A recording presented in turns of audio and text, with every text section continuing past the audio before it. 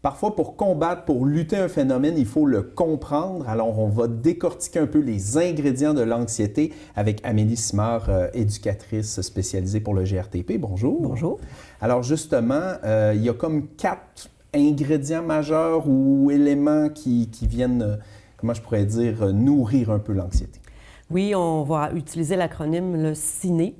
Le C pour le sentiment de contrôle faible, le I pour l'imprévisibilité, le N pour la nouveauté et le E pour l'ego menacé. Je veux juste préciser que l'ego, c'est pas nécessairement être égoïste ou égocentrique, c'est vraiment le soi. OK. Donc, l'idée, l'image qu'on se fait de soi, c'est pas négatif, égo. Non, pas du tout. Donc, si on commence, mettons, par le premier, le contrôle, comment ça joue avec l'anxiété? Bien, les gens qui sont anxieux n'aiment pas perdre le contrôle. Pas du tout. Dans ce temps-là, ils viennent souvent très désorganisés.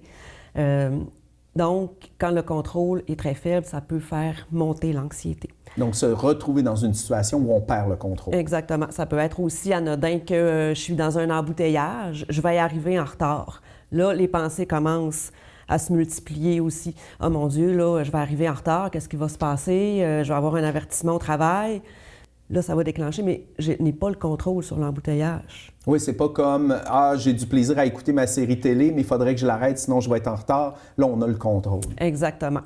Ensuite, au facteur imprévisibilité, c'est souvent que les gens anxieux ne croient pas avoir les ressources internes pour faire face à un obstacle ou une difficulté. Donc, dans tous les plans qu'ils ont faits, souvent de A à Z, s'il y avait d'autres lettres, il y en aurait aussi. Si ce n'est pas dans le plan qu'il s'était fait, là, ça vient les perturber. Quand même beaucoup. C'est pour ça que les gens vont prévoir. Voyager avec quelqu'un d'anxieux, quand on ne l'est pas, c'est vraiment merveilleux parce que cette personne-là va penser à tout amener en voyage.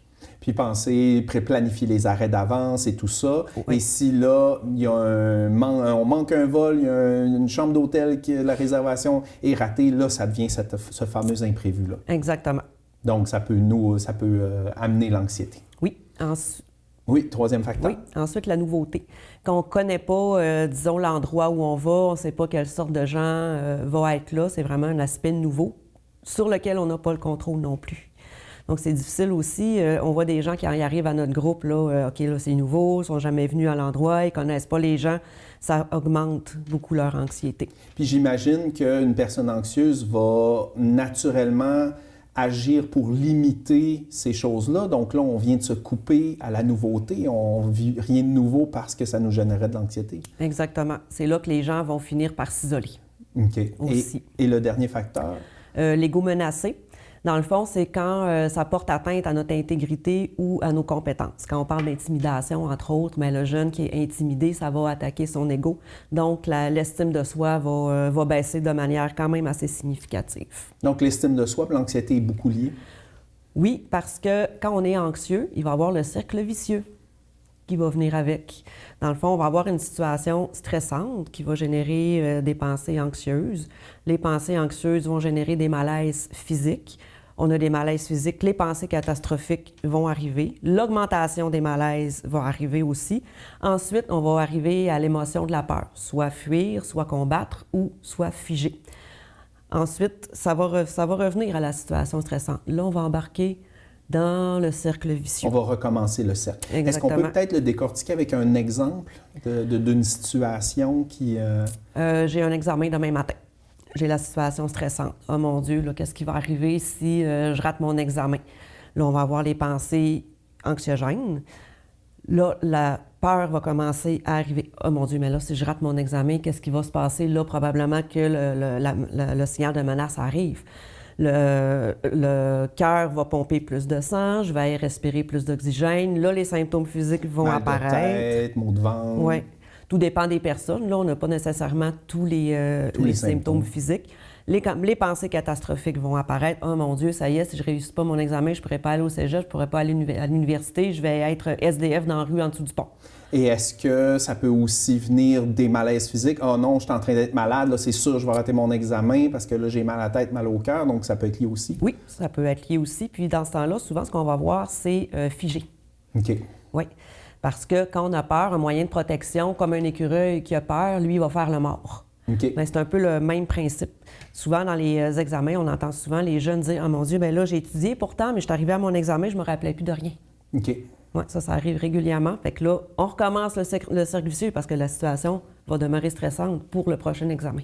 OK. Donc là, ça se répète. Comment on le brise, ça, rapidement? Il y a un petit truc, une solution? Bien, dans le fond, c'est utiliser les outils qu'on va donner pour sortir du cercle. C'est sûr qu'il faut confronter les peurs et les situations menaçantes qui peuvent être inconfortables. Sauf qu'à un moment donné, le cerveau va se rendre compte que, OK, oui, c'est stressant, c'est normal d'être stressant, mais est-ce que ma vie est menacée? Non.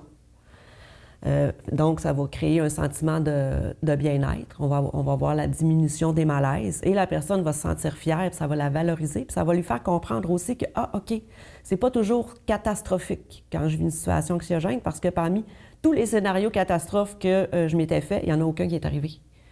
Ça peut vraiment rassurer la personne. Donc, il y a des outils pour arriver à faire ça. Oui. On n'aura pas le temps dans cette chronique-là d'en parler. Peut-être rappeler si on veut prendre contact ou quelle source aller chercher ces outils-là. Soit on appelle au GRTP 88 548 29 36 ou vous pouvez envoyer un courriel info@grtp02.com. Sinon, j'imagine qu'on cherche sur Internet, sur Google, sur l'anxiété. Il doit y avoir plein de trucs oui. si on veut faire la démarche par soi-même. Oui. Génial. Merci beaucoup. Ça fait plaisir.